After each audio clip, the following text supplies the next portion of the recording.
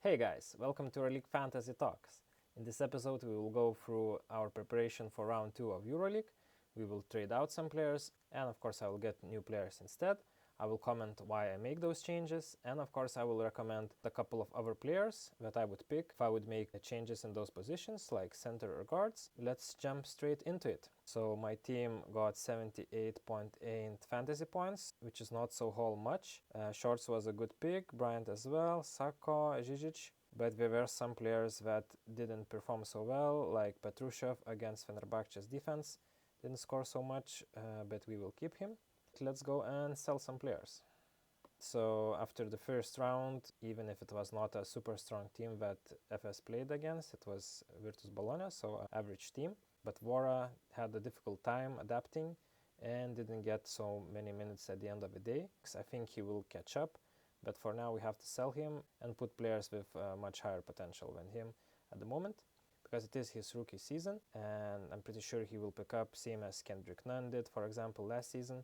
It's too high of a risk for us to have him at the moment. We'll stick to Bryant for a much better price, and I do sell Envora now. Second player that I will sell will be Oscar de Silva from Bayern Munich. Who could have thought that Johannes Voigtmann will be as dominant as he was against Real Madrid in the round 1, and in return, of course, take minutes from our guy Oscar de Silva, because Voigtmann was injured in the preseason, so it was a bit hard to predict if he will come out as good from Milan that he left after last season and join Bayern Munich. But apparently, something happens in Messina's Milan team that he doesn't let players to shine as much. But once they leave the team and go to other teams, they show their true potential, like happened to Voigtmann. Fortunately, this affected the Silva's performance. So even if I had really good projection for the Silva, it seems that it will not be as fast or as high as I thought. Even if I think the Silva will perform better, will get more minutes, especially in the double week of Euroleague, I still prefer to go for other players at the moment. And last player that I sell is Roman Sorin.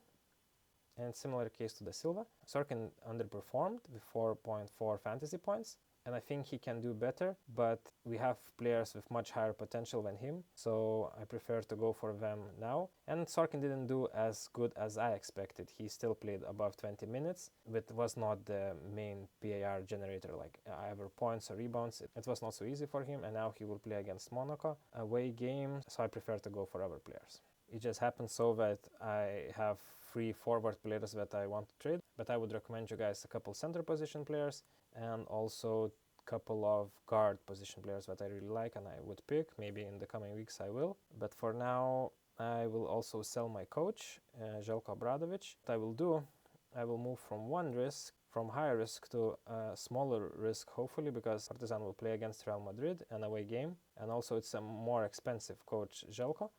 For what I will go to, I will go for Thiago Splitter, which is definitely a big risk in a way that it's not a super strong team, Paris, and we will play away game against Milano team. But the reason for that, why I'm risking it, so I save credits to get better players. That's the main reason I'm doing it. But also I still believe that there is a chance for Paris to win, because Milan is doing quite bad, as you saw in the first game in the first round against Monaco. And on top of that, we also lost Josh Nebo to an injury for a couple of weeks at least. And Belmaro also seems to have picked up an injury, which could also end up him not playing against Paris. Which imagine already Milan did quite bad against Monaco, and now with the injuries, I don't think they will do much better. So Paris could surprise us, and hopefully we will. Hence I'm picking Thiago Splitter. And now the fun part, to pick new players. And for forward, obviously I only will pick forwards.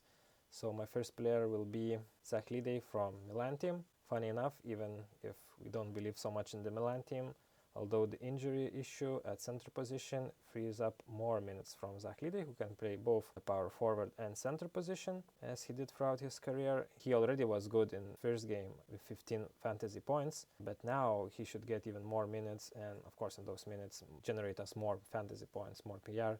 For my second player, I will pick Mario Hezonja from Real Madrid.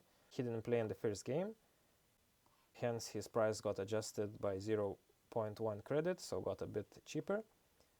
Hezonja didn't play in the round 1 because he had sickness, minor health issue, but it got now fixed. As we saw, he already played for 26 minutes against Zaragoza in the Spanish league game over the weekend, and he got 18 PAR in that game already. And now, especially when Facundo Campazzo will miss the game, even if it's not same position players, but still Campazzo was taking shots. According to coach, he's missing players, so Hezonja will have to cover among all the positions. If Musa will cover more point guard, shooting guard position, so Hezonja will be between positions 3 and 4. Good point to pick him. He should increase in price in the long run. And for my last player, I have only 5.7 credits.